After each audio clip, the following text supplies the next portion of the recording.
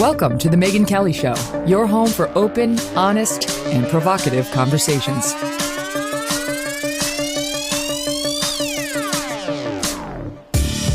Hey everyone, I'm Megyn Kelly. Welcome to the Megyn Kelly Show and happy Friday. Oh, we made it, right? You're having that feeling like we made it.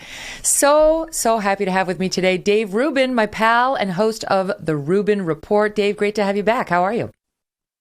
Megyn, I'm doing well. Before we get going here on, the serious issues of the day that I know we have to cover, I have to tell you that right now I'm missing a very important appointment to be with you because my dog Clyde, who when you came to my house, jumped on you, almost knocked you down. You love dogs. You didn't mind. You were cool with it. But he is being trained downstairs right now. I'm supposed to be in the training, but I said, no, Clyde, you're going to have to figure this out on your own. I am with Megyn Kelly right now, so that next time you come here, he will not maul you.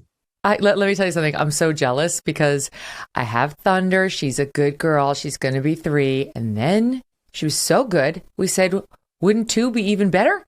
And along came little Strudwick, same dog, they're English labs. He's a red, she's a yellow, and he is a delightful, adorable, loving menace. He's such a menace. Oh my God, he's so bad, Dave. So bad. And we sent him away to military camp. He had to go to military school, and he came back, and he was amazing for a week.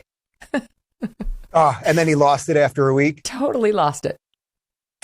I thought about doing it. We discussed it. Are we just going to send him away for a while? But we're going to try to do it here. He's 3 also, and he's been great for 2 years. But something about, as you know, we moved to Florida, something about the lizards out on the streets. I think there's so many lizards out here and iguanas and peacocks and squirrels and also it's just he's on edge. So we're going to work through it. It's going to be okay.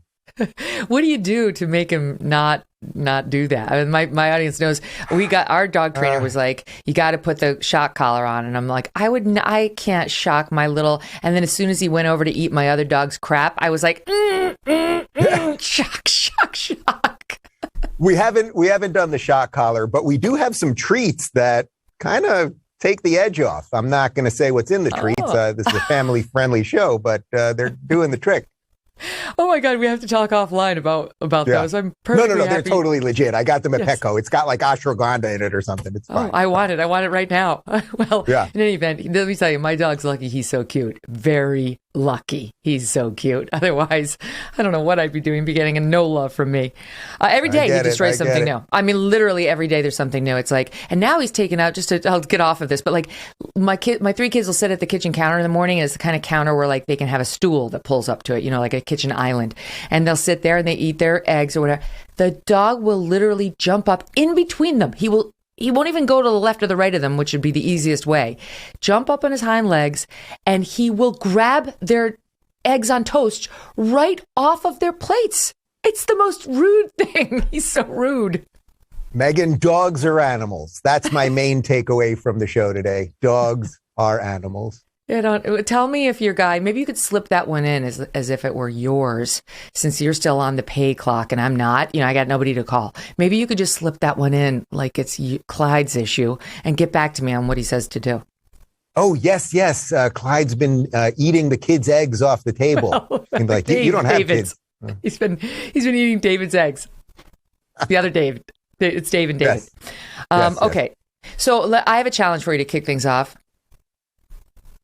Don't say. You going to do it right here? Look, I'm here in Florida. I've been told that if you even say the G word in the privacy of your own home, that Ron DeSantis's goons will burst through the door, put a black bag on your head, drag you out and bring you to the gulag. This whole thing is so stupid. I have no doubt that you're on the very short list of people that have been covering it honestly. But this is like just the perfect example of what the left and the media does with absolutely everything. They take something that is either nothing or really a pretty good bill, basically saying that if you're kindergarten to 3rd grade, that teachers cannot talk to you about, in essence, about sex. It's about gender identity and sexuality, but they can't talk to you about those things, and that they certainly can't hide that conversation from the parent. That is the crux of this bill. The word gay is not in it. It has nothing to do with homophobia or transphobia or anything else. And the media has just run with this thing. The fact that they call it the Don't Say Gay bill and then everyone repeats it over and over and over again, that CNN brings on all of these people to talk about homophobia and suicide in kids. Megyn, you have young kids. I know they're older than first, second grade, but it's like, no, I have a second grader. Oh, you have a second grader. All right. So actually, I was just at my 7-year-old niece's birthday party on Sunday. We made slime. You know, that's the thing that the kids are all doing now. They take, you know about the slime? No, well, my sister's not thrilled with the slime, but, you know, they take shaving cream and they color it and whatever. These kids, the idea of sexuality at 7 years old or gender identity, the idea that anyone would be talking about it to them, whether it's a friend or whatever, but that a state employee should talk to them about it and then be able to hide that conversation from parents. It's crazy, but the media just lies about everything, everything. They are so, like, they're in full woe is me mode. I'm looking for it here. Talking about, like, how sad this is. There was somebody on the House floor in Florida crying. Is this soundbite 5 to my team? Crying about, like, how could they do this? And all what the bill says is, it doesn't say don't say gay. It says, and I'll actually read it to the audience so that they can understand exactly what we're dealing with here.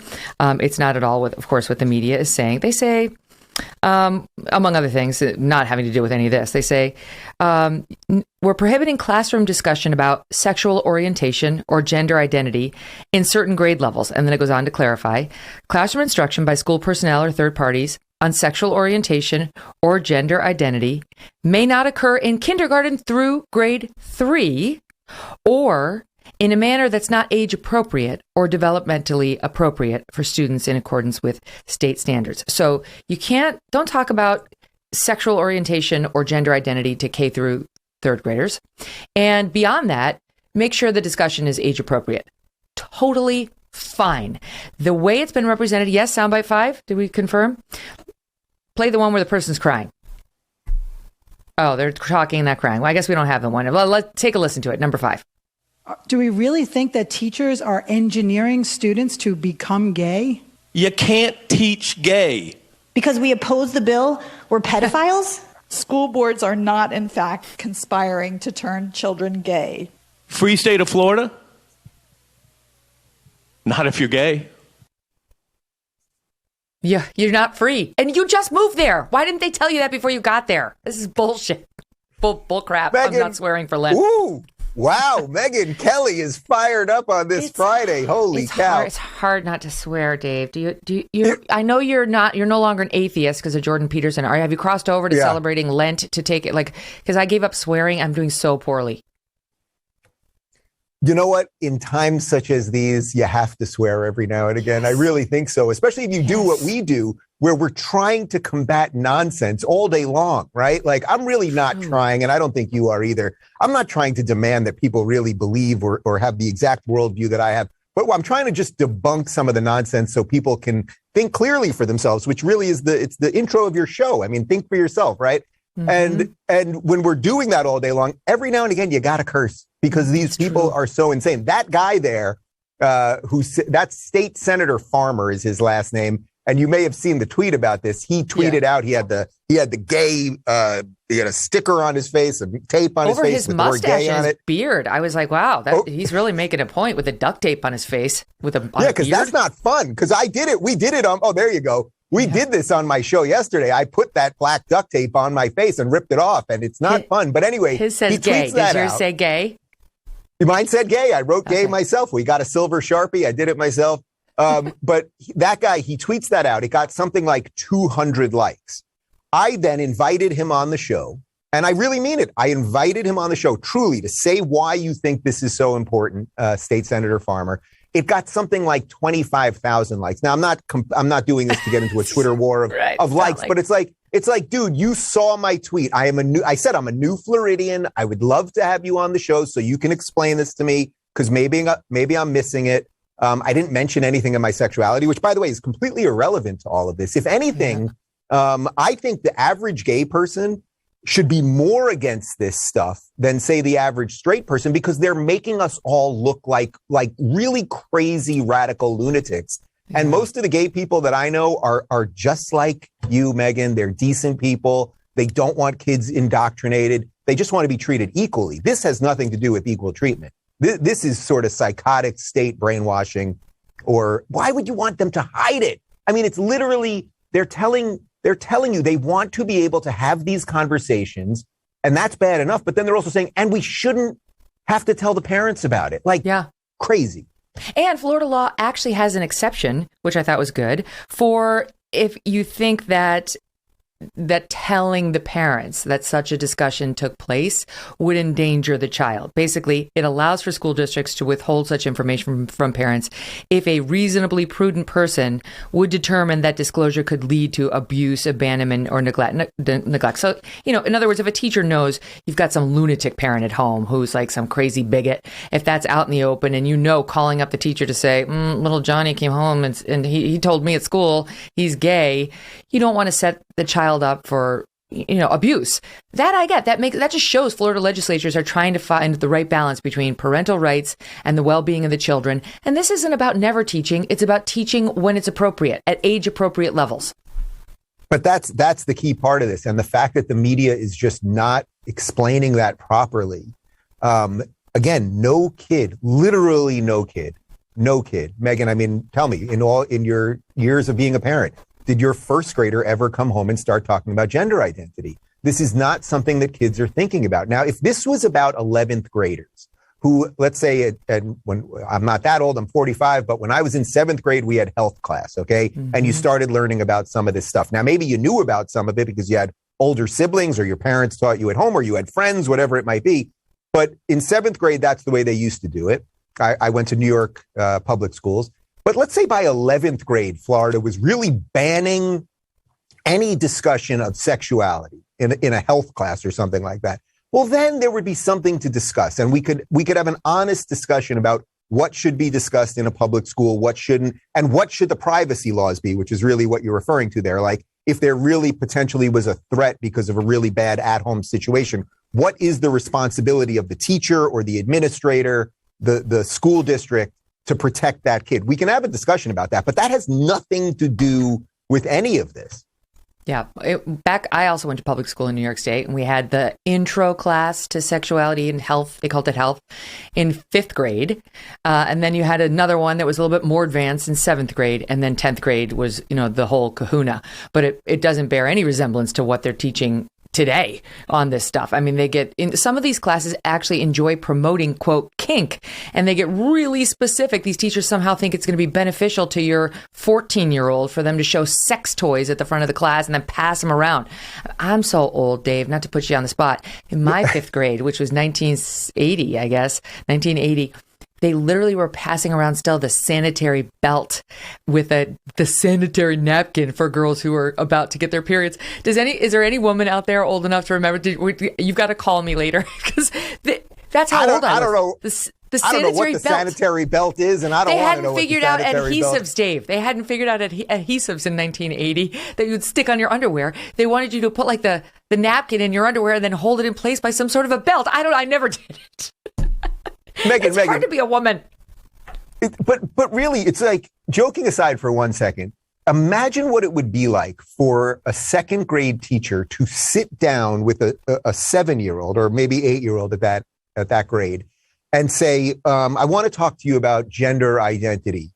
You identify as a female because you're a girl, but some kids identify as boys. And then to imagine the level of insanity. I mean, just of what you would be putting into a child's brain. And by the way, and I'm sick of saying this qualification or this qualifier, and I'm going to stop doing it. I have no problem with trans people. If you want to live your life as you wish as an adult, that is completely fine. If you want to have whatever surgeries you want to have, that is fine. I actually have sympathy for someone that would be, that their feeling of who they are is out of whack with what their biology is. I would want them to be treated equally under the law and hopefully find someone that loves them and all of those things.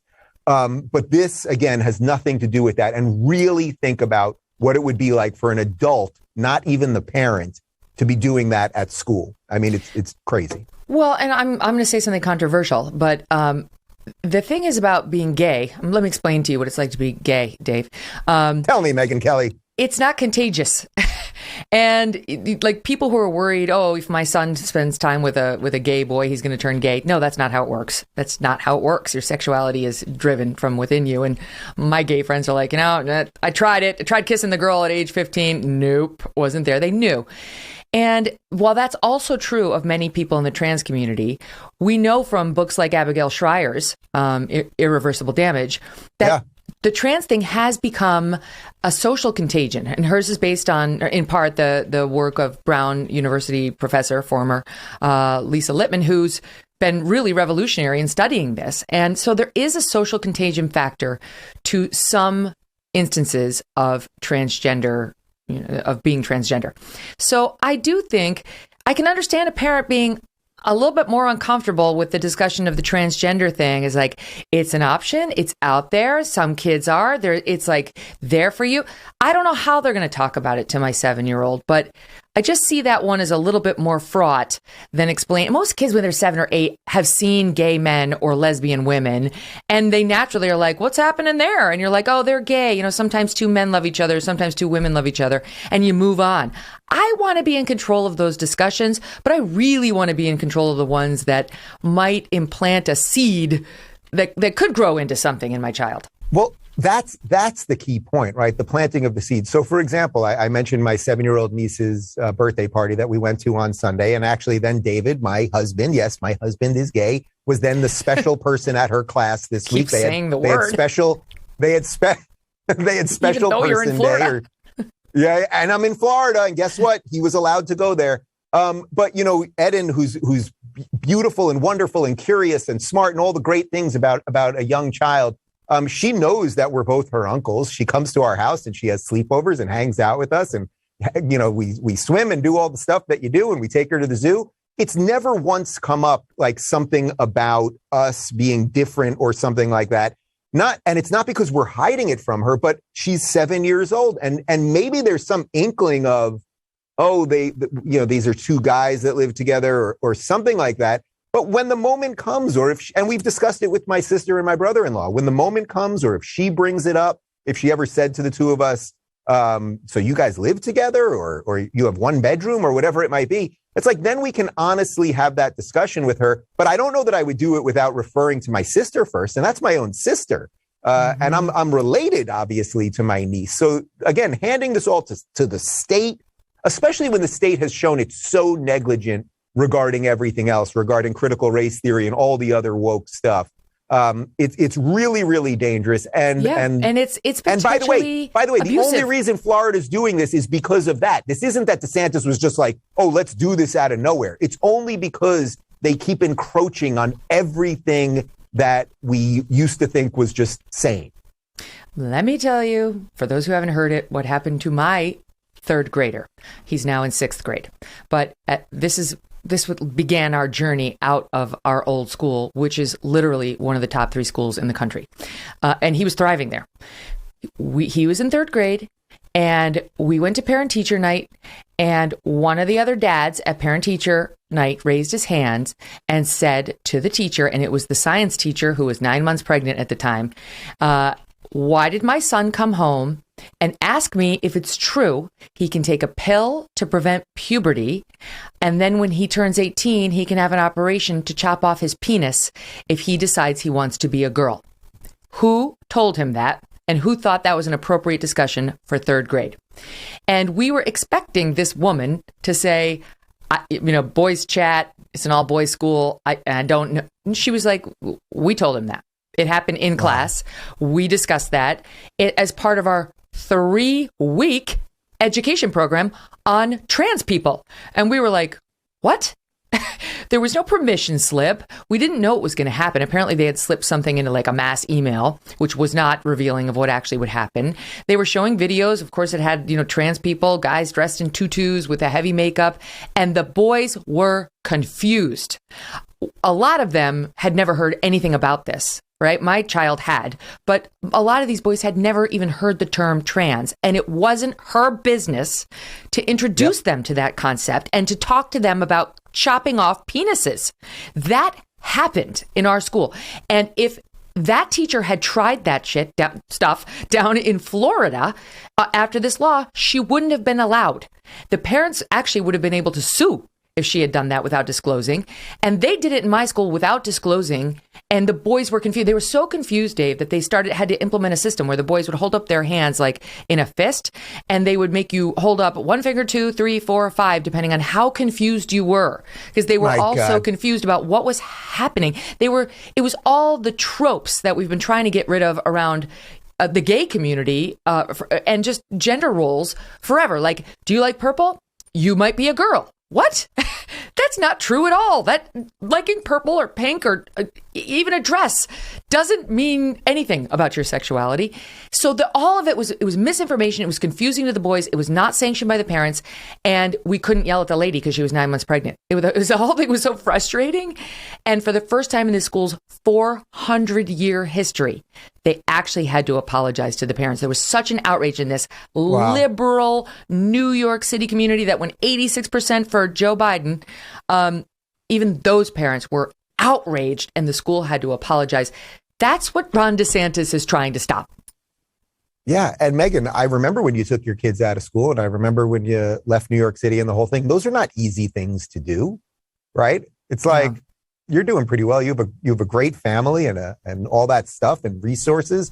And some people don't and some people do, but it's never easy regardless of where you're at. It's never easy to just pick up and say, I can't do this anymore. But you did what was right for your kids. So yeah, DeSantis is defending that. And I think we actually might have discussed this once before, but the other part of the trans discussion, that again, we're talking about such a small amount of people, and that's not to dismiss that amount of those people. But we're having big discussions constantly about a very small percentage of the population. Yes. But the other piece of this that's really dangerous, and I think people need to start thinking about, is that it's actually very anti-gay too, because you just hit on something when you mention the colors. So people always say to me, Dave, oh, you're straight acting, or you don't seem gay, or something like that.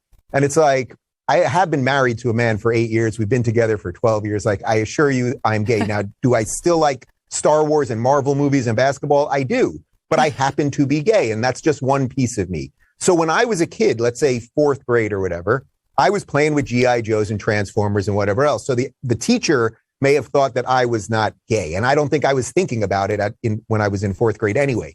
However, now take a more effeminate little boy at 4th grader who's playing with Barbies or just has longer hair, or his affect is a little more girl-like, or whatever it might be.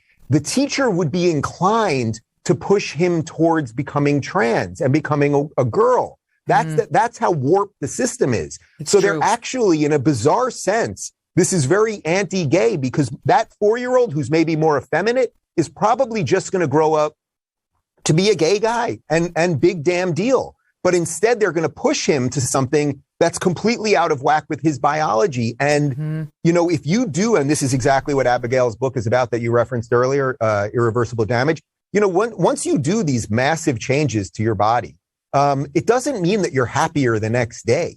People should watch, even though the show was sort of woke, the show Transparent on, I think it was on Hulu, does a really good explainer of this, that this man decides or goes through the transitioning process sort of thinking that his life will magically get better because he had this secret or wasn't living as himself all the time. But in many ways, it gets much worse. And that's why I have a lot of sympathy there. But we're playing with something that's very dangerous here. Mm-hmm. And it should be left to the parents when the kids are little. It's like, it's too much too soon. And I don't trust these teachers at those levels to understand what's appropriate for these young children, because a lot of these teachers are ideologically driven, and they have some mantle of being like some social engineer with my child that I've never given them. It's not appropriate. So, and the keeping it a secret is a real thing too. In New York, at least in New York City, I haven't checked in New York State, but at least in New York City, you send your kid to private school there and your kid decides to transition while at school, the school has absolutely no obligation to tell you. And in fact, I think the policy is they may not tell you. They may not. So we had friends of friends who had a kid at one of the best schools in the city. And at some point, and then the child, who I think was a boy transitioning a girl, I can't remember, but the kid came home and said, I want to be a girl. And the parents were like, oh, okay. And they said, we're going to talk with the school. The kid said, okay. They went to talk to the school. The school's like, oh, we know. He's been dressing as a girl and going by this girl name for a year. And they didn't tell the parents.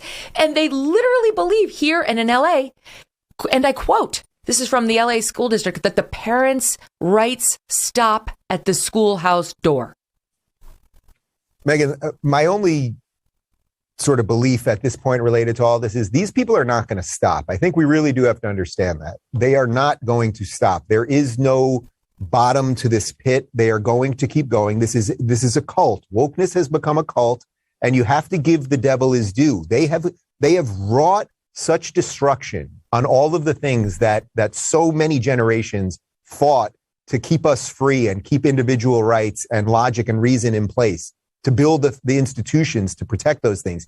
They've done an incredible job of destroying all of those things. And I would say to you, and I would say to anyone that's a parent that's listening to this, if your child is at a school that tolerates any of this or allows for the teacher to have conversations with the student, your child, that they don't have to then tell you about, especially about something of this nature, you have to get your kids out of these schools. We need to build different institutions. We really do. And I mean that educationally, I mean it culturally, I mean it technologically, at every level. They are not going to stop. And I think in some ways we're wasting our energy trying to get them to stop. Mm-hmm. And we should just be building different things. Right. It's on. And I'm so happy that there are governors like DeSantis who say effectively, if these districts aren't going to protect the students and the parents, I will. I'll do it with a stroke of a pen. And by the way, supported by the Florida legislature. He won. I want to say one other thing. So we pulled our kids, we sent them to school. That's why we're in Connecticut now, a different school. And let me give you another example of a great teacher. So my same little boy who had been in that third grade class, now he's aging up. Now here he is in fifth grade. And he was just telling me this last night, because we were talking about energy and, green energy, all these things in the wake of what's happening with Ukraine and our gas prices and so on. And I was making the point that I had made on the air, which is the Germans in particular could have faced the wrath of Greta Thunberg, or they could have faced the wrath of Vladimir Putin, and they chose wrong. And He knows who Greta Thunberg is. All three of my kids do. They've all been taught about her. And my daughter said, yes, my school said that she's a heroine and she's stood up for what's right. And she's made a real difference in making the world a cleaner, healthier, better place. I'm like, okay, I'm not surprised that that's what you learned in your girls' school. And my son, who, again, this is in his new school, his teacher in fifth grade said Greta Thunberg is very courageous and she stood up for what she believed in, and everyone should do that. She's to be commended for standing up for what she believes in. And the boys, right now they're fifth grade, say, but was she right? Did she have a point? And he said, it's not my place as your teacher to answer that question. That's a question you discuss with your parents. I'm like, yes, love him. There are good teachers out there who recognize where the line is. Go get yourself one of those. Find those teachers. And Megyn, if I was you, I would start a new school with that guy. Just grab him, grab all your sane friends, grab their kids, let him be the principal of the school, run the curriculum, and start new things. That's really what we have to do. I mean, I just think it's so obvious that these things are so infected. You know this from New York City. There are just so many stories of all of these elite liberal institutions that have destroyed themselves, that no longer grade, in essence, that if you do well and you're Asian, they'll punish you for it, that you can't do extra credit anymore because that might put you ahead of someone else. We've destroyed meritocracy. And unfortunately, that's what equity is. We should all be going for equality. And then, it's hard work and it's God-gifted skills and all of that stuff. We've gone from that to saying, no, we're just going to destroy everybody. So we're all lesser, as opposed to let's start everybody at the same point and then see what happens.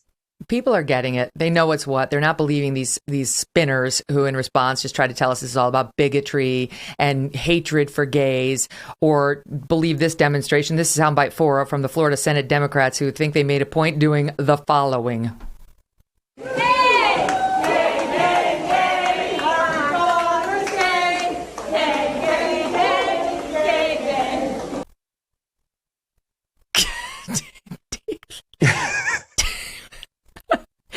if you post online something like you're reconsidering being gay? Like they're forcing you out. Handing in the gay card. You know, look, I'm gay with one guy. We've got a couple of gay friends, but whatever that is, I just want nothing to do with it. It has nothing to do with my life. These people are crazy. No one cares that I think that woman was saying that her daughter's gay. Okay, fantastic, lady. But that still gives you no right to do everything that we've talked about in this time with second graders privately from what their parents may or may not want. These people, most of them should be in mental institutions. I mean, we should have a mass mental health session if we really want to sit down with people and figure out what's going on here. Most of these educators should probably be sat down. Well, speaking of gay people who are going to institutions, I've got to talk to you about Jussie Smollett next, because he got his sentence and had a few things to say on his way to the pokey. You're not going to want to miss this. We'll squeeze in a break and back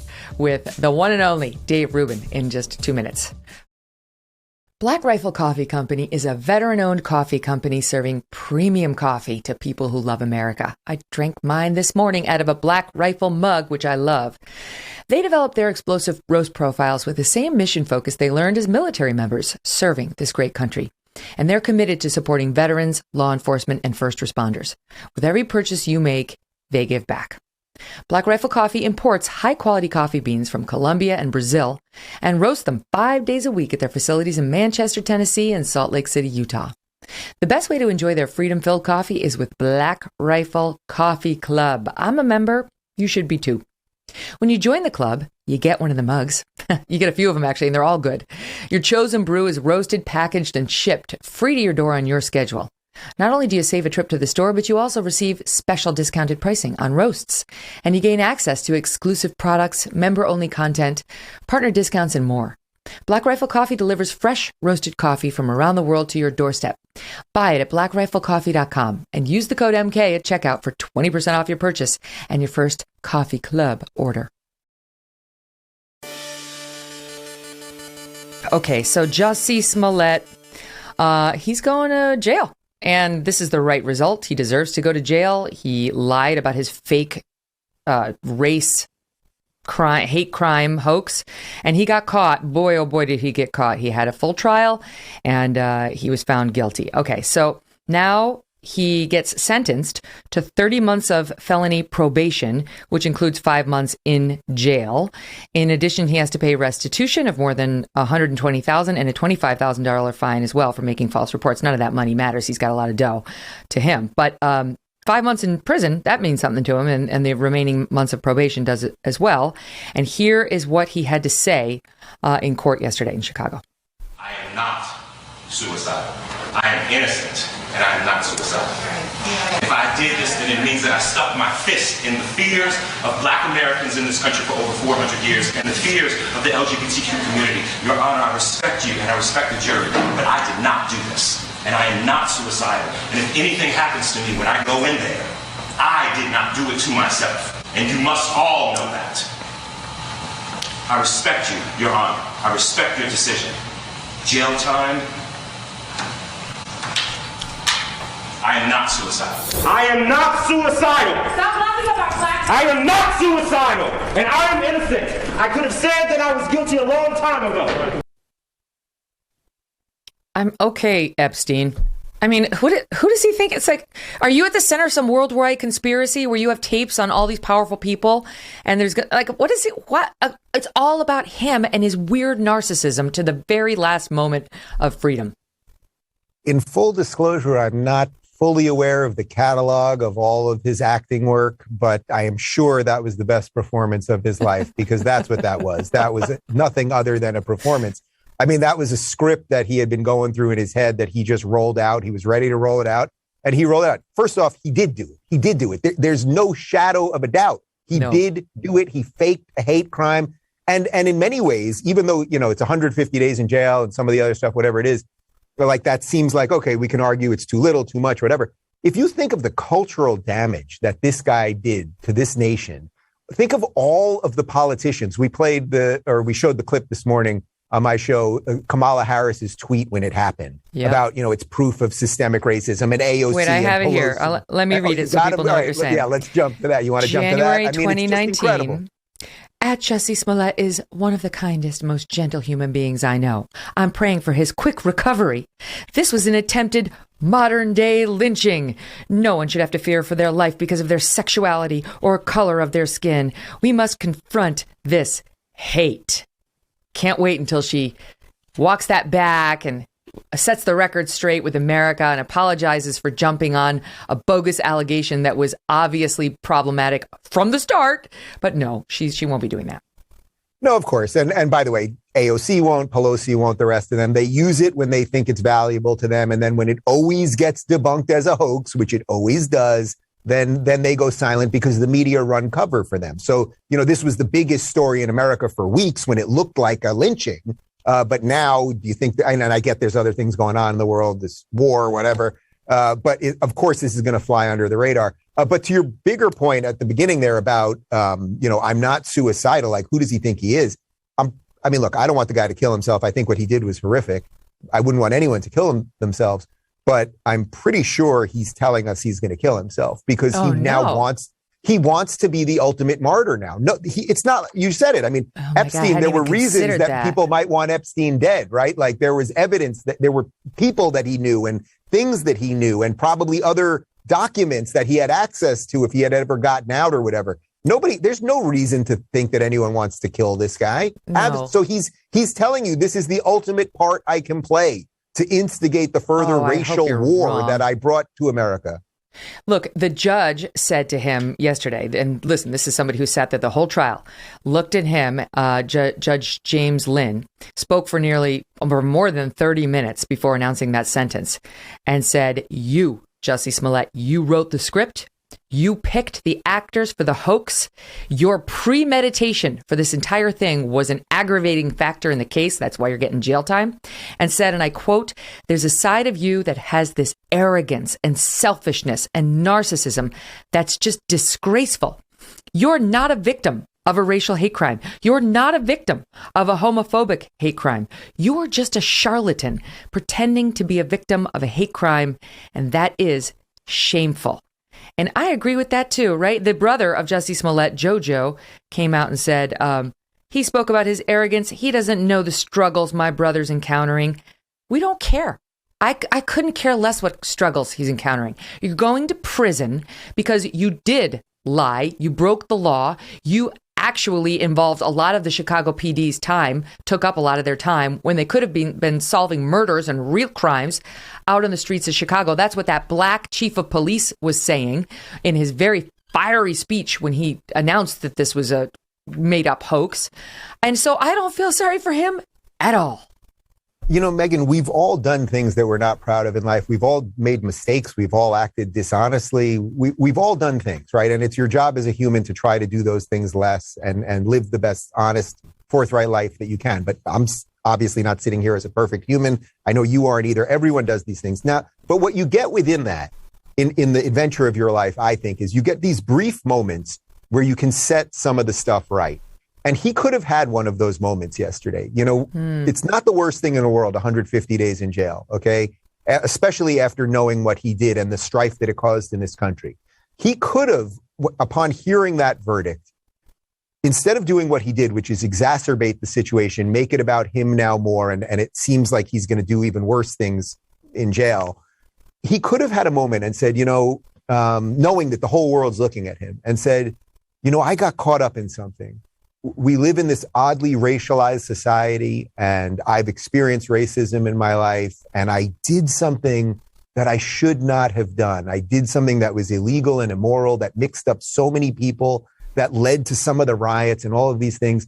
My intentions were good. I was trying to shine light on racial injustice or whatever it is that he believes the problem was that would have led him to doing this.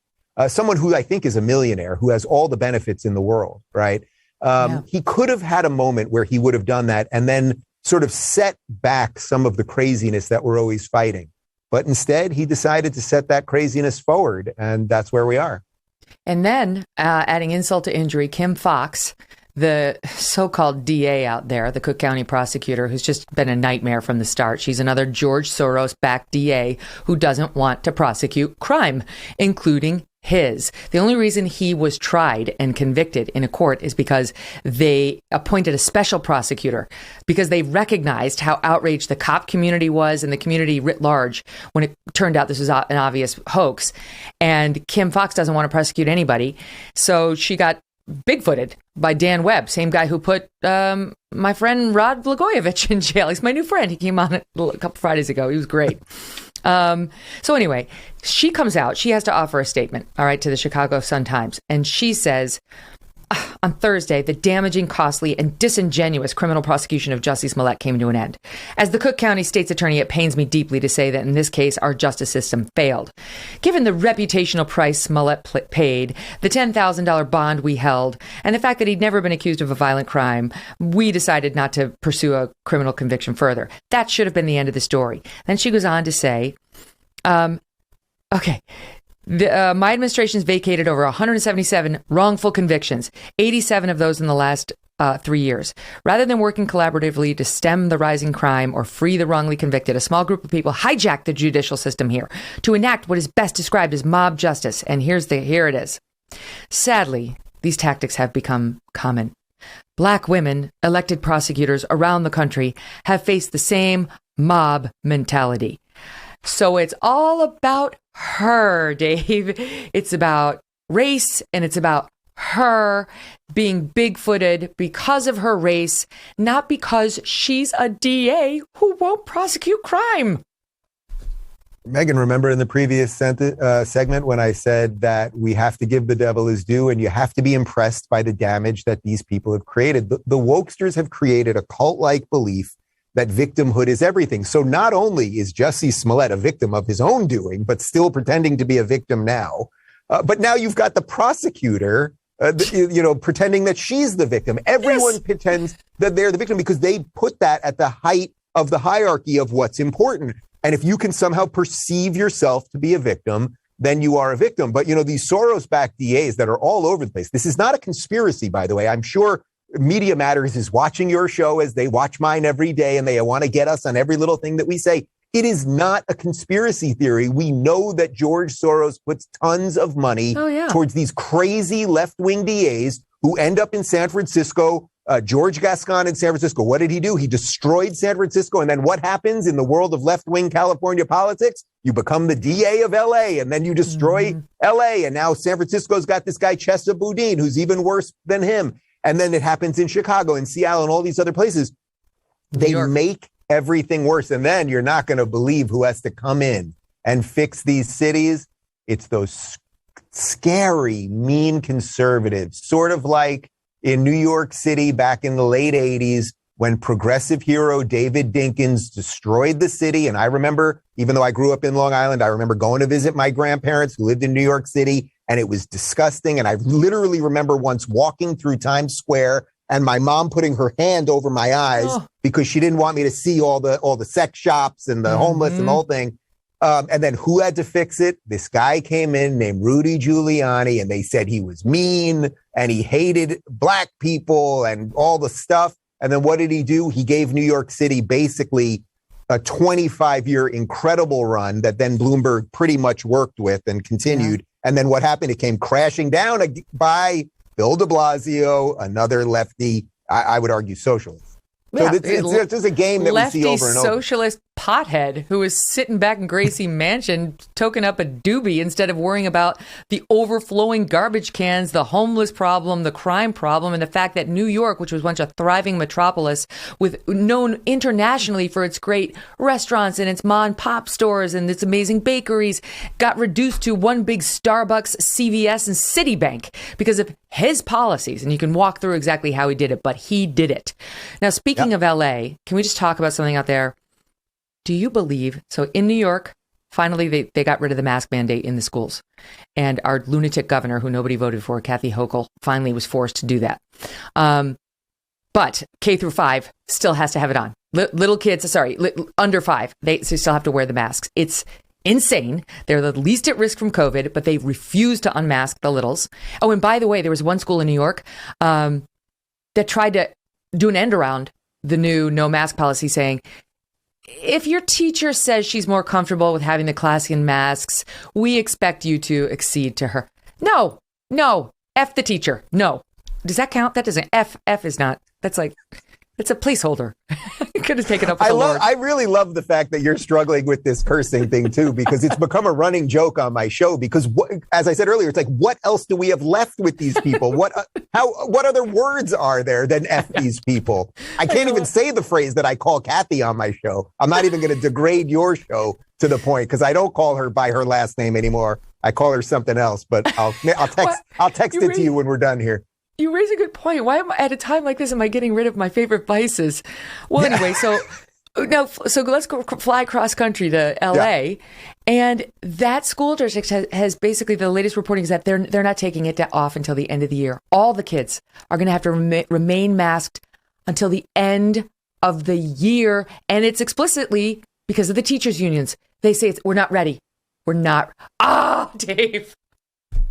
Megyn, did you see this thing on television? I saw it about 2 weeks ago. There was this elderly man who gave a big speech in front of a bunch of other old people. It was somewhere in Washington, D.C. He read off a teleprompter. There were two women sitting behind him. Does this ring a bell to you? Somebody clapped with her knuckles right behind him when she was clapping. Yeah, the woman that was going like this the whole time, really creepy. I believe it was Joe Biden, I think was his name, and it was the State of the Union that they did. And it was a whole bunch of people in a room with no windows, and none of them had masks. I think there was that one woman with the mask there. Joe Biden's 79 years old. Most of those people are elderly. We know that age is one of the major factors in how sick you'll get with COVID.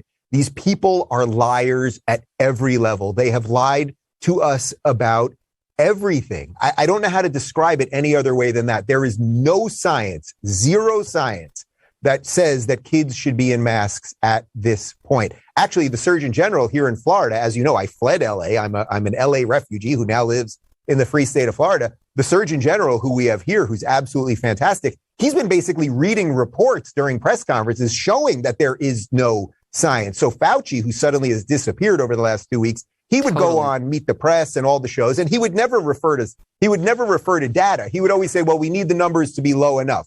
Well, that doesn't mean anything. That's just an idea, right? Yeah, exactly right. So people are lying, Megyn. They're lying about everything. And if you send, at this point, 2 years after 2 weeks to flatten the curve, if you send your kids to school in a mask, 3-year-olds, 4-year-olds who are now having speech delays and there's sores on their mouths. I mean, there's all sorts of stuff coming out. The kids are not speaking properly. Literally, the muscles in their mouths are not developing properly. If you are still sending your kids to schools in that situation, you're abusing your own child. I don't know how to say it any other way. We have to remember the kids who are masked. Don't move on. My kids, thank God, are unmasked now, but we can't just move on without them. We have to go back and get them, like the kids in the LA Unified School District, and this nonsense and these terrible, terrible teachers unions need to be held to account. Dave Rubin, so delighted that the G word Florida resident Dave Rubin was here today, and I'm glad that you're loving Florida. I hope soon we can say the same for Clyde. And get back to me on what do we do when he jumps up on the kitchen island right in front of you. I love you. Clyde loves you. We can't wait to cook some chicken parm for you and drink some tequila in the free state of Florida. Right back at you, Dave. Lots of love. Thanks for being here. Bye-bye. If you haven't checked out the Rubin Report, you need to. That's obvious why. You should go download it now. He's always this entertaining. And don't forget, you can find the full video show and clips of our show when you subscribe to our YouTube channel, youtube.com/Megyn Kelly, and go back and take a look at our old Dave Rubin episodes because they're all great. Blinkist is an exciting product. I love Blinkist. I'm grateful to them. They have the perfect content to help you be a better, smarter, and more knowledgeable person in 2022, and to do it quickly. How? With 22 ideas for 2022. They want to focus on how Blinkist's content can incredibly impact our lives. The goal is to empower people to grow personally and professionally by discovering content that inspires, motivates, and gives them new perspectives on their lives and the world in 2022. It's like, what is it? What is Blinkist? You're sitting there saying, I don't know what the heck the product is. It's like a Cliff Notes version of books. So if there's all these books out there that you don't know anything about and you just need like the quick 411 on it, Blinkist has it for you. And it might be a tease that makes you read the book and buy the book, or it might just be enough just to read the Blinkist. It's perfect for curious people who love to learn, for busy people who don't have time to read everything, and even for people who aren't really that into reading. Blinkist helps you feed your brain while you're driving, you're commuting, doing housework, or just relaxing. You can consume everything from the Future of Capitalism by Paul Collier, to The Prince by Machiavelli. Right now, Blinkist has a special offer just for our audience. Go to Blinkist.com/MK to start your free 7-day trial and get 25% off a Blinkist premium membership. That's Blinkist, spelled Blinkist,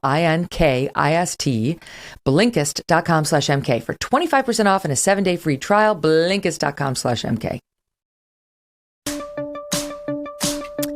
Welcome back to the Megyn Kelly Show.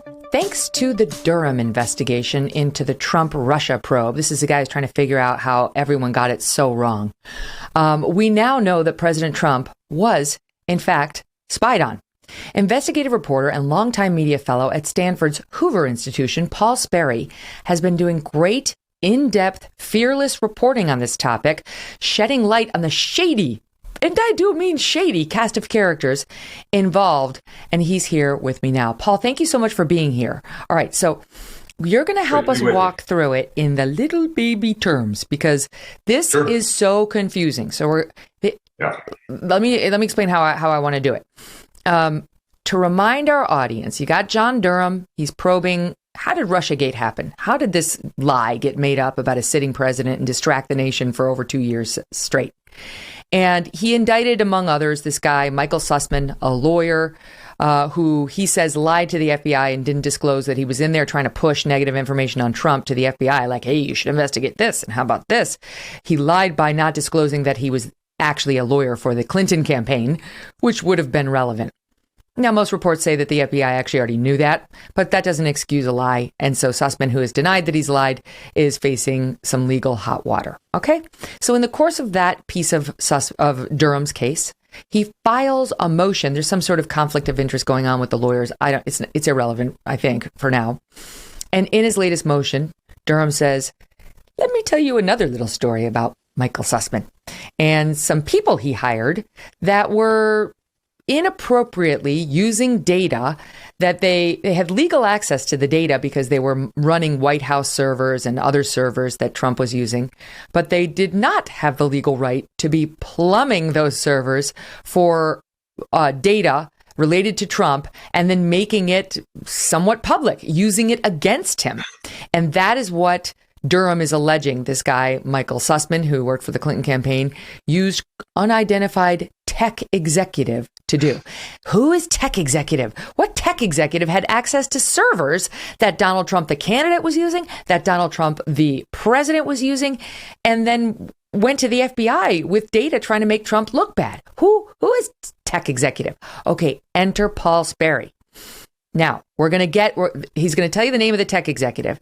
And before we get to that piece, the Durham and all that, we're going to walk a little bit through this guy's background because you do it brilliantly. So who is the guy? Rodney Joffe he's quite the operator, bit of a hustler, originally from South Africa. And he's supposed to be a big cybersecurity expert, entrusted with government internet data, and supposed to be protecting us from, cyber creeps trying to snoop on us and hack us. But looks like he's one of those creeps himself, spying on Trump and a number of his advisors as well. And we found that he has a pretty sketchy background running mail order scams and online lottery scams, which begs the question, how did this guy get the security clearance to, run contracts with the FBI, the Pentagon, even the White House, and get access to all of this sensitive, otherwise protected data, which also, by the way, raises a lot of privacy issues and concerns. So tell us let's take a walk down memory lane and tell us about Rodney L. Joffe and the grandfather clock. Oh, yes. So the grandfather clock scam. So Joffe was alleged to be fleecing. He was investigated, actually, for fleecing old folks by claiming that they had won a grandfather clock, which turned out to be nothing more than a miniature plastic version, you put on your nightstand. and there was some assembly required. And he was actually charging these folks $69 for shipping and handling. And so millions got scammed, and state attorneys investigated, as well as the feds. So the U.S. Postal Inspectors got involved. And Joffe and his partner ended up having to refund hundreds of thousands of dollars. And we tracked down his old business partner, retired in Florida, and she blamed everything on Rodney. He said, Rodney, this was all Rodney's idea. And she quit right after that investigation. So this is, just to remind the audience, this is the same guy. This is Tech Executive One we're talking about. This is the guy who allegedly went into the FBI with the Trump data from his servers and the White House servers and said, hey, might be a Russia connection here. Might want to look into it. He did it through Michael Sussman, the lawyer. It's always better to do it through a lawyer because they believe people with nefarious motives and otherwise, it might be privileged. Maybe the conversation won't be discoverable if you involve a lawyer. So this is the guy. This is Tech Executive One with his grandfather clock scam, who somehow worked his way up to become the guy who controls the White House servers. Okay, so as you write in your piece for Real Clear Investigations, love realclearpolitics.com, it's got all sorts of good things on it. You write, but Joffe pressed on with his direct mail marketing business before packing up for Arizona a few years later. So he wasn't content after getting caught with the whole grandfather clock thing to just move on to a legitimate life. Well, there's some question why he left. We did find some pretty hefty tax liens against his property in Los Angeles, and he ends up in Phoenix and tries to recreate himself as a champion for consumers battling mail order scams and also spam, and kind of garnered a reputation as such. And then years later, he ends up in Washington as a cybersecurity expert and gets in with the FBI, a number of contracts. And but wait a minute. Can't that be a thing, right? You do some stuff that may be not totally above board, like the thing with the clock, but then you learn your lesson and you're like, you know what? I'm going to use my powers for good now and become the, quote, as he put it in the name of his business, white hat hacker, to use the tools, the tricks of the trade for good. Doing this to protect you. Right. Yeah. But he ended up being involved with this freelotto.com. So there's a pattern here at freelotto.com. Had to pay millions in fines for deceptive advertising. So freelotto.com. What's that? Freelotto.com is a lotto. Freelotto.com. Yeah. Basically, instead of exploiting the retirees, now his companies involved with are exploiting poor folks. And they ended up having to pay the parent company, PlasmaNet, millions of dollars to New York and other states for fines for deceptive advertising. So my point is that that's a pattern. That's why I initially was saying that he's a bit of a hustler, this guy, but he really cleaned up his reputation and repackaged himself as a cybersecurity expert. And a number of people in Washington, they bought it. And, the cyber forensics experts who are colleagues that I've talked to said this guy really isn't that good. He's not good at computer programming. And, as a networking analyst, he's more of an operator. And, he brags about how much, carrying around bags of money to make things happen. So we're continuing to dig into his background. We've also found some other things that are curious in his background that we're developing. How did this guy forgive my naivete, but how did he pass an FBI background check, which he would have had to have access to the White House servers? Right. That's the big question. Who are these people and how do they get so much power and who's vetting them? Because obviously this would have showed up in an FBI personal background check on him, which, he's got top secret clearance, especially since the U.S. Postal Service was involved in that investigation. But somehow he passed, And, some Justice Department people I've talked to who know about this situation in this case say that he's got friends in high places. So, he was an advisor to Obama in the White House, President Obama. He was an informant for James Comey's FBI. And we even dug up some old photos of him together with Obama and together with James Comey. What was he doing for James Comey? My God, it's like the web of people who are involved in Russiagate. It always comes back to the same few people. Yes, that's true. Yeah. One big happy family. So he was working on some cybersecurity cases, and he also had a number of contracts with the FBI.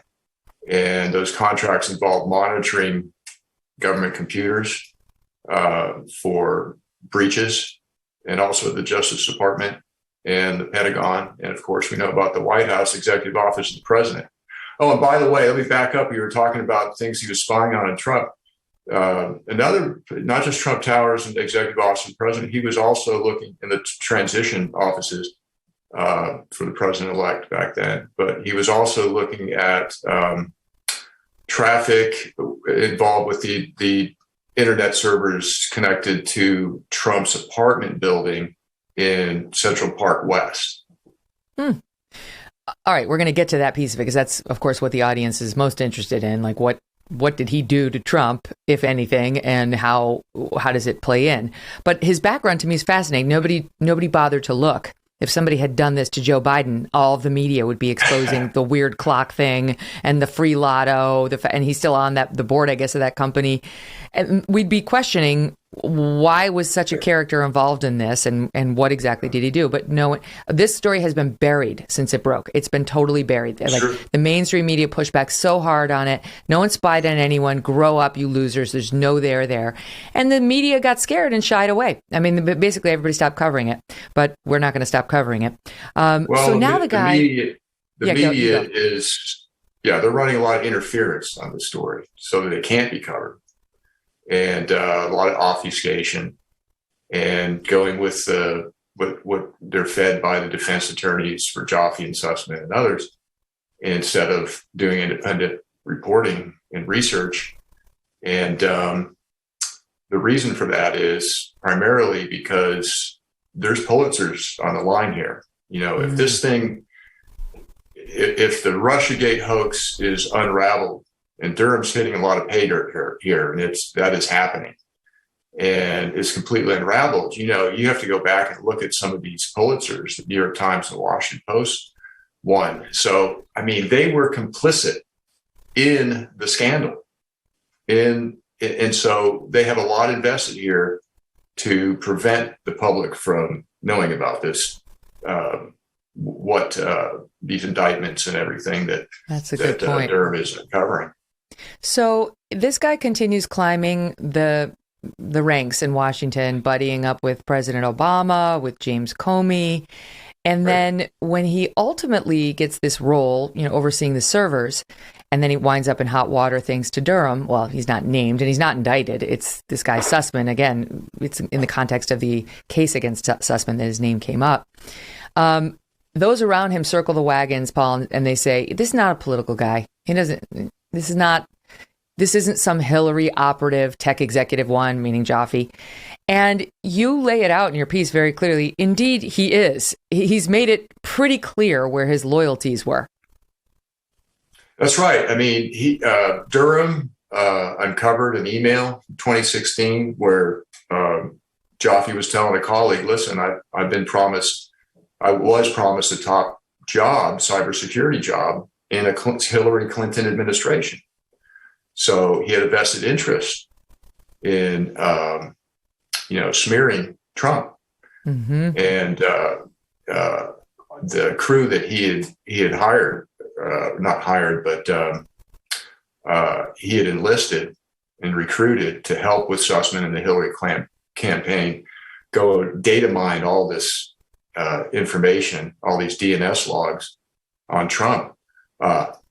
There was another email where one of the lead researchers from Georgia Tech, who's pals with Joffe, said, the only reason we're doing this, once they couldn't find what Joffe was telling them, the narrative to create, They were saying, hey, he admitted the only reason we're doing this is because we all share a hatred for Trump. Yes. And just to back you up, this is from your piece posted at Real Clear Politics. Again, it's Real Clear Investigations. There's the email that you just referenced. Joffe writes in 2016. It's shortly after Clinton's loss to Trump in November 2016. He writes, I was tentatively offered the top cybersecurity job by the Democrats when it looked like they'd win. And then he goes on, I definitely would not take the job under Trump.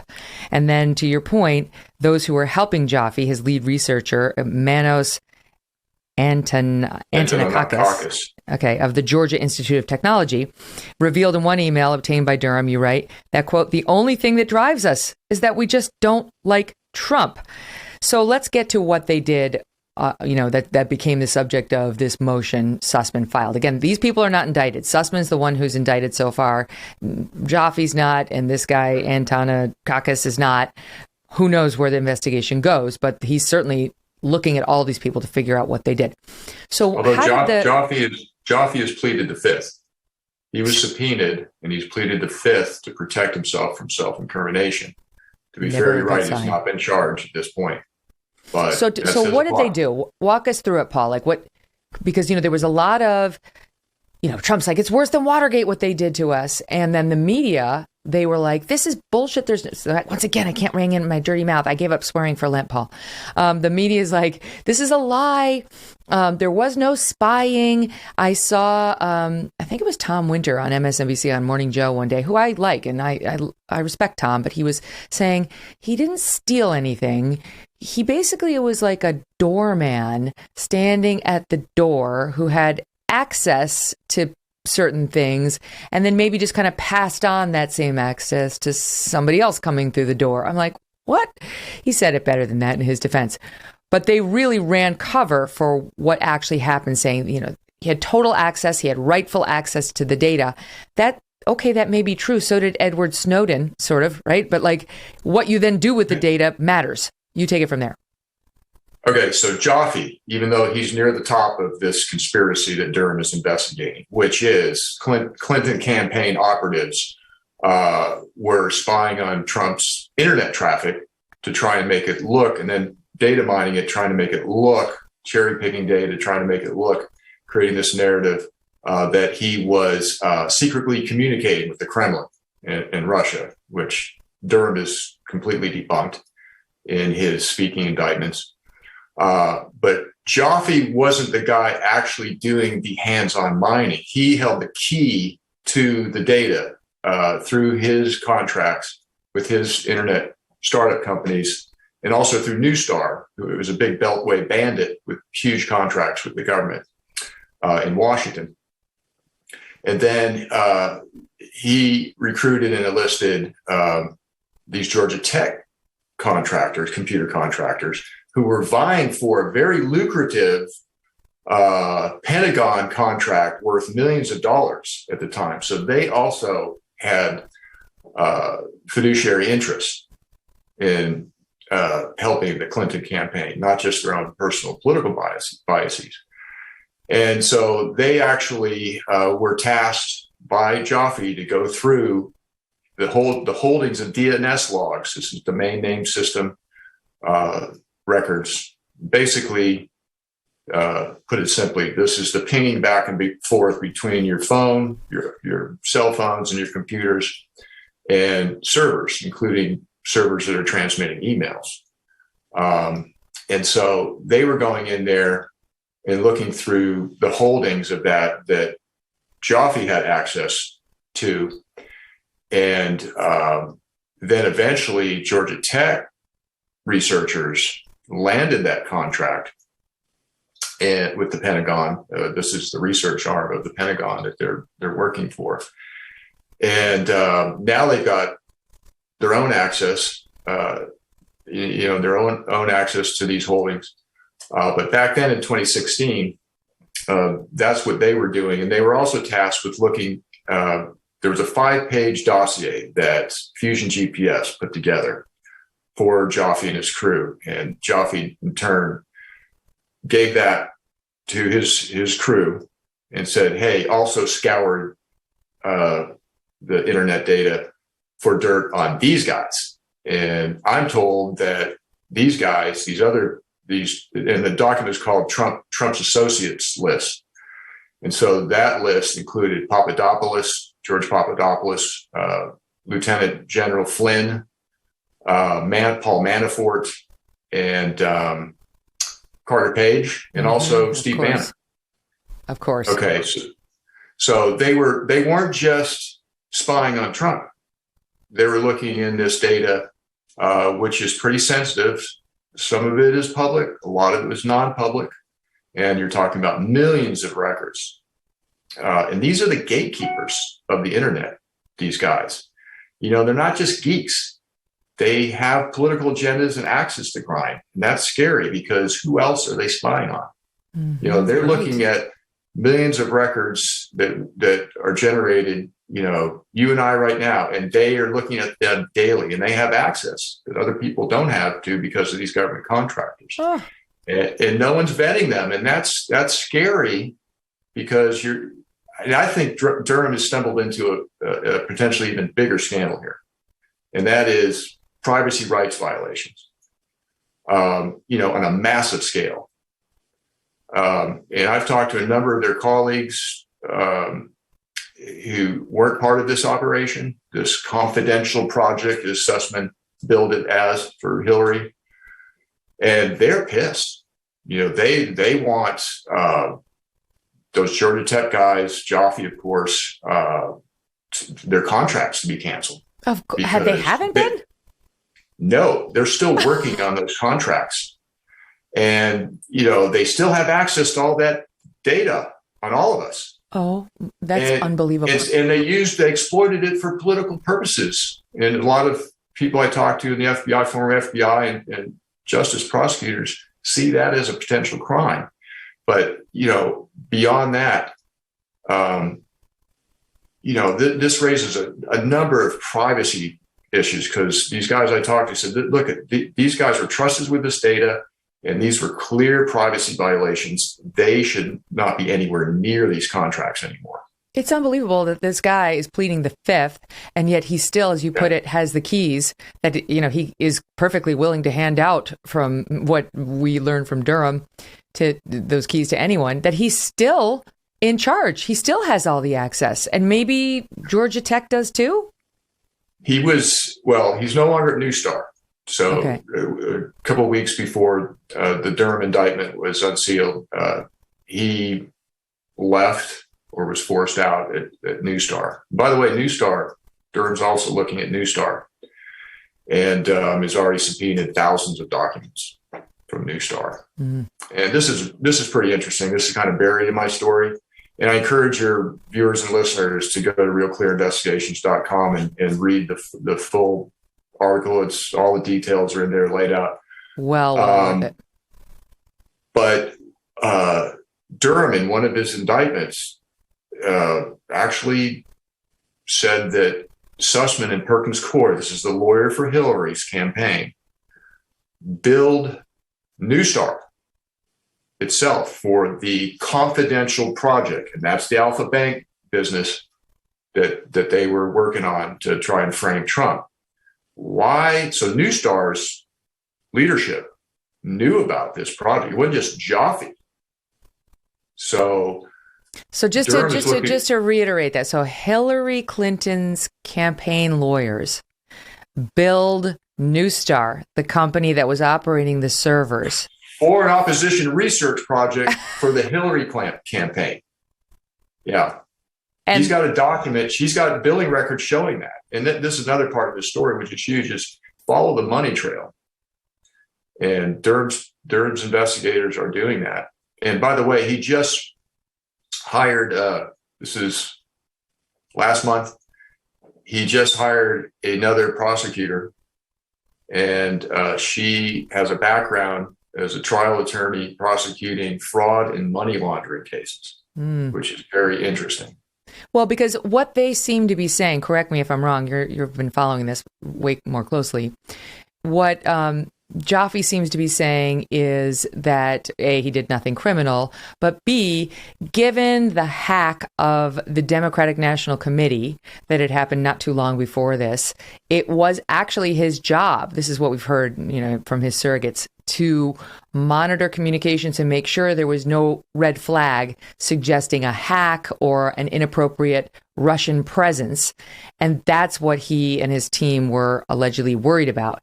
And I'll let you respond to that. But even if you accept that, how does that explain him seeing a red flag and instead of going directly to the FBI and saying there's a problem, instead he goes to Hillary Clinton's campaign lawyers? What? Right. So yes, you nailed it. So here you have these guys and they're claiming that, hey, we're just looking out for national security interests here, and we're worried about Russia. And so, so their job typically is supposed to spot threats, hacking, spamming, phishing threats on the internet. Okay. And that's what those contracts are for through the Pentagon, and why they had that contract to monitor the EOP in the White House. But as you said, so if you're finding some threats like you claimed you saw, which by the way, were not, they've been completely debunked. First of all, that's the first problem with that. But if they were finding genuine threats, you would go to the authorities directly with those threats and report them. Instead, they handed them off to Hillary's people, who they knew were doing opposition research on Trump. And this guy, Joffe, has apparently admitted, according to Durham, that was the team offering him a job if she should win. I mean, and to our earlier discussion, it's not exactly like this guy has the squeakiest, resume prior to getting to this job. That would make us think he would never cross an ethical line. And we certainly have some questions. All right, wait, there's much more to discuss on this and some other issues that we're going to get to with Paul Sperry, a brilliant journalist, investigative, who's actually doing the work on this case, unlike virtually everyone else.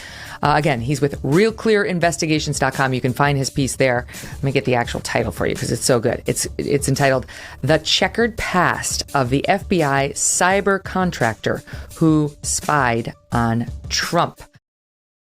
Are you tired of feeling like someone's always watching you on the internet? Maybe advertisers know a little bit too much about you? Are you concerned about the privacy of your identity? It's creepy. Using incognito mode will not solve the problem either. IPVanish VPN will. They're here to protect your right to privacy and help you stay anonymous online. IPVanish helps you safely browse the internet without exposing your private details to third parties. You don't want to expose yourself. You can use IPVanish on your computers, your tablets, your phones, even devices like your Fire Stick when you're streaming media. When you use IPVanish, all your data is encrypted. This means your private details, passwords, communications, browsing history, and more will be completely shielded from falling into the wrong hands. Even your physical location will be hidden. IPVanish makes you virtually invisible online. It's that simple. IPVanish is offering an incredible 70% off their yearly plan for our listeners right now with a 30-day money-back guarantee. That's like getting 9 months for free. IPVanish is super easy to use. All you have to do is tap one button and you're instantly protected. Take your privacy back today with the brand rated 4.6 out of 5 on Trustpilot. Go to ipvanish.com/Megyn, MEGYN, and use that promo code Megyn and claim your 70% off savings. Okay, that's ipvanish.com/Megyn. So again, Joffe not charged with a crime, Sussman denying that he committed a crime. Were you able to get a statement at all from Joffe, who now you say is pleading the fifth? Nope, he's not talking. Just statement through his attorney, who said that, hey, listen, this guy had access to this data through his contracts, and he was looking at threats, and that's their story. They're sticking to it. But he has refused to cooperate with Durham's investigators and his grand jury. And so to me, that shows that, he's worried He's worried. He's pled the fifth. He's not cooperating, and he's really hunkered down right now. But he, I'm told, is near the top of this conspiracy and a central player. Now, when this story broke, it was covered mostly by more conservative media, Fox News, Daily Wire, and so on, and New York Post. And immediately, as I referenced, you had MSNBC and CNN and, sort of the more mainstream, the New York Times, very lengthy piece, tried to explain to us why this wasn't a story and took issue with the... Exactly. Right? And took issue with the term spying. There was no spying. There was no infestation of anything or invasion of anything. And there's a little flashback of some of what we heard about how there was no spying. There was no spying on Trump. It's completely wrong. It did not happen. There was no spying. There was. It's Pizzagate. The conspiracy gene. Exactly. It's Pizzagate. The conspiracy gene is no more accurate than Pizzagate. No one was spying on the president through the microwave. No one spied on the Trump campaign. There was no spying. There was no spying. No spying. There was no spying. There was no spying. There was no spying. There was no spying. There was no spying. There was no spying. Wow. By the way, there was no spying, of course. There was no spying. There was no spying on the Trump campaign. On the Trump campaign. It's been a year and a half. There was no spying on the Trump campaign. Of this crap. No spying on the Trump campaign. Which is a conspiracy theory. No spying on the Trump campaign. Facts matter. And, oh, by the way, no, there was no spying on the Trump campaign.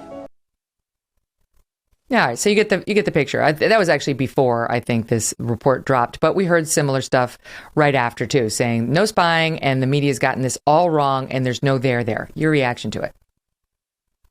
Well, they parroted the talking points they were fed really well.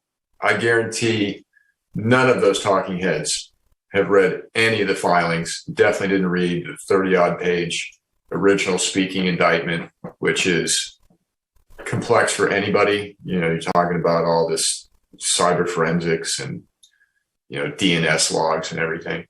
So they're just talking at a superficial level. They have no idea what Durham has uncovered. And what's really shameful is that none of the big media have gone into those details and just reported the facts.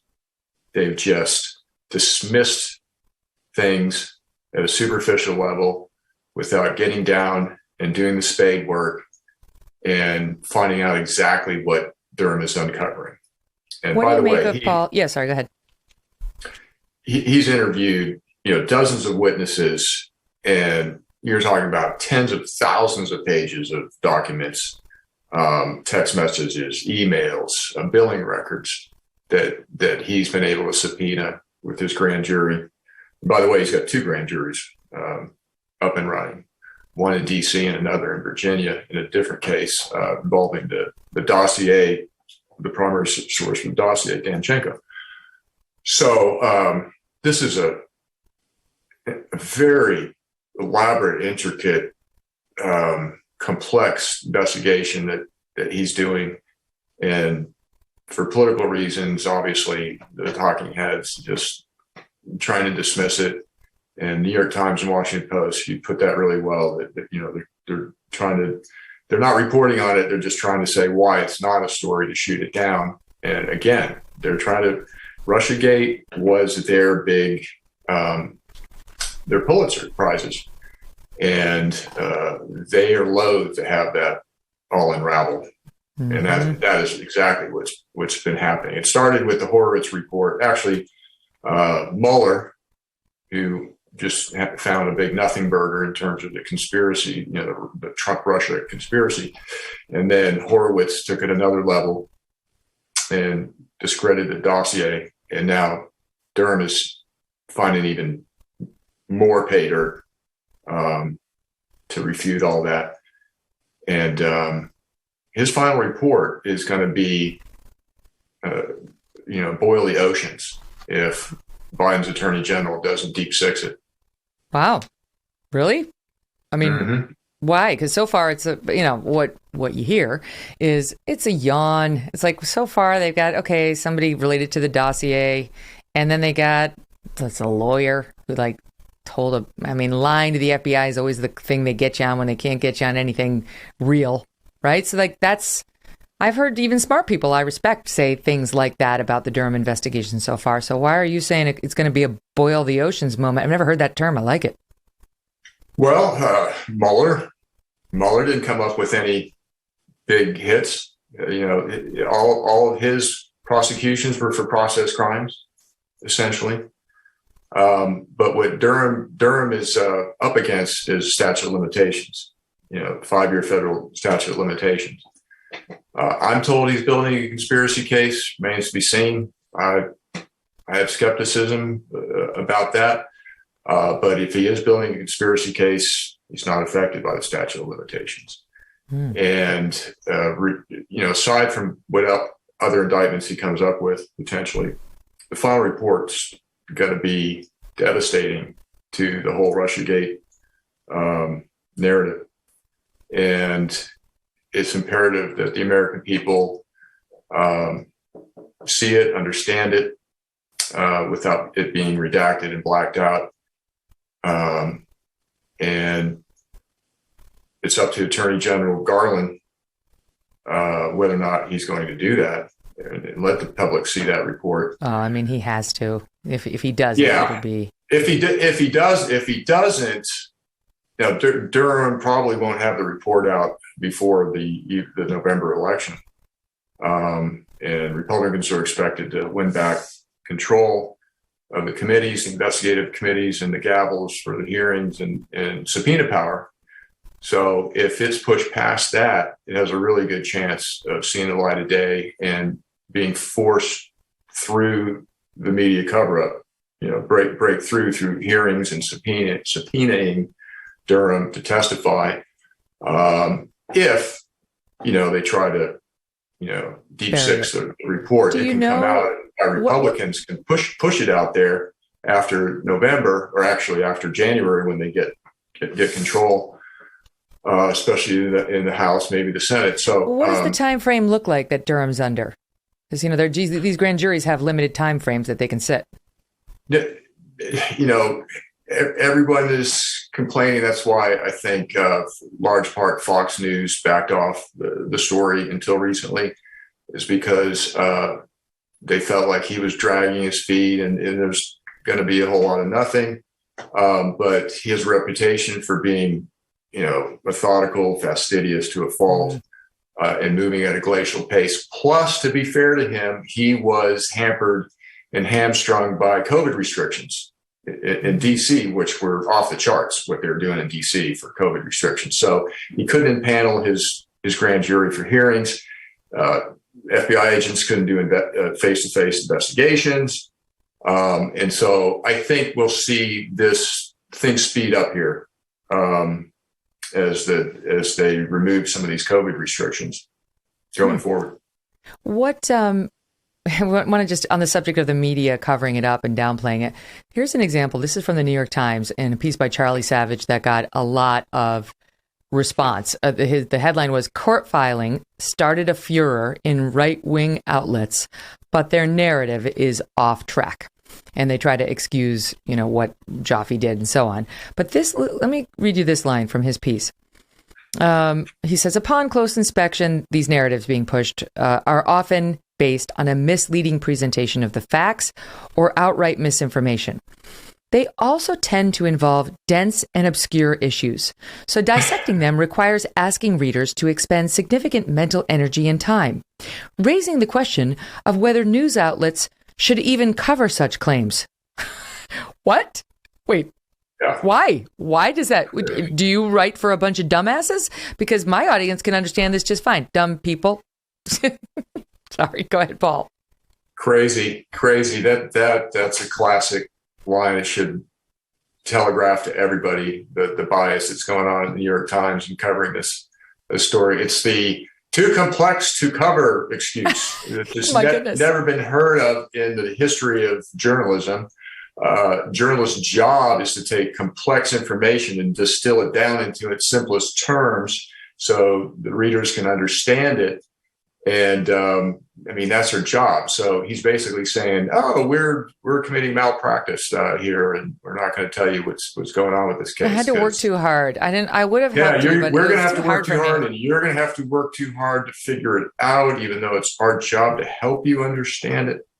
But we don't like it, is what he's really saying, is we don't like it. And so we don't want to cover it. And that's actually the most honest thing I've read in the Times in a while. But, all right, some pushback, because the judge in the overall Durham case, the one that's looking into Sussman, didn't really like this piece of Durham's brief. Judge Christopher Cooper, D.C. District Court, that's the federal trial court there in D.C., apparently in a hearing, according to CNN, said... this was unnecessary for you to include in this piece. Said, including this material in this motion, it was not necessary for me, let alone for Mr. Sussman. I didn't see any link to areas that were relevant. I didn't need any of that ancillary information. I don't know why the information was in there. And Sussman, who he argued that it was incendiary and that he wanted it stricken, that was denied. That didn't happen. But this is the judge saying to Durham, what are you doing? Why'd you go down that lane in this relatively simple filing about conflict of interest? Who are you trying to please with this stuff? So what do you make of that? Oh, well, the judge is showing his hand a little bit there. Something that Durham is up against, not just with the D.C. judges who tend to be Democrats. I think Cooper's a Obama appointee. Is that right? You asking me? I'm not sure. I didn't look. I'm not 100% on that, but I think so. He's not only having to deal with Democrat Trump-hating judges to hear his cases, but if they go to trial, which these two are expected to go to trial, Danchenko as well, he's dealing with D.C. jurors, which is tough for him. Although in the Danchenko case, he'll be dealing with Eastern Virginia district, so a little bit different animal there, perhaps. He is, by the way, an Obama appointee, this judge. He is. Okay, so there you go.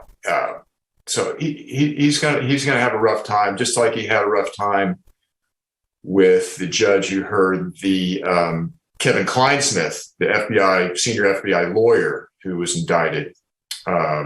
Related to falsifying information to obtain a FISA warrant to spy on Trump advisor Carter Page. So that guy got a slap at him. They were asking for prison time.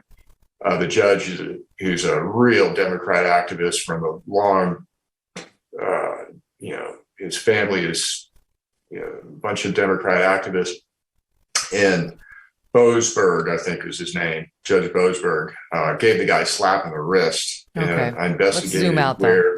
Now that's too far down a rabbit hole that I didn't appropriately. Yeah. So there's another Democrat judge he faced. He didn't get a prison sentence for a huge case. I mean, this guy was lying to the FISA court and got a slap in the wrist where all he had to do was write for his favorite liberal newsletter in D.C.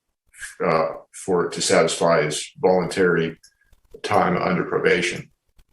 Oh, wow. Yeah. Okay, so let's zoom out in the minutes that we have left. If I had you over to a dinner party, Paul, and we had people like my mom there she's definitely not reading Real Clear Investigations, and she probably doesn't totally understand what Russiagate was. She knows it was bad and that the media messed it up, but not much more. How would you explain what Durham is doing here and what happened here and what is the likely outcome of his investigation? Well, he, his original scope of his investigation was laid out. He's looking at the counterintelligence operation that the FBI primarily ran against Trump and his advisors, and seeing if there was any criminal element to it. And he's finding that there's all sorts of stuff going on with the Hillary campaign being involved colluding with the FBI, as we're finding. And he's got a lot that we don't know about, and we won't know until we see his final report, because his shop is airtight. I mean, this guy does not leak, unlike Mueller, whose office leaked like a sieve. And so we'll have to see, but his final report's going to be literally thousands of pages. I mean, this guy, the amount of voluminous documentation that he's uncovered. But like I said, it's going to boil the ocean if it's allowed, if it's not just blacked out page after page after page. Right. Yeah. We will anxiously look forward to that. Paul, thank you so much for the deep dive. Really interesting. Thanks, I encourage Megyn. everybody to go read the original piece and to read everything Paul writes, because he's willing to do the work. It's been a pleasure. Monday, we've got David Leonhardt back of the New York Times. He's getting pummeled. We'll tell you why. And I want to tell you something else. Last night, I conducted the longest interview I've ever done for the show. 4 hours. You'll know the name. It's going to be big. There's a tease.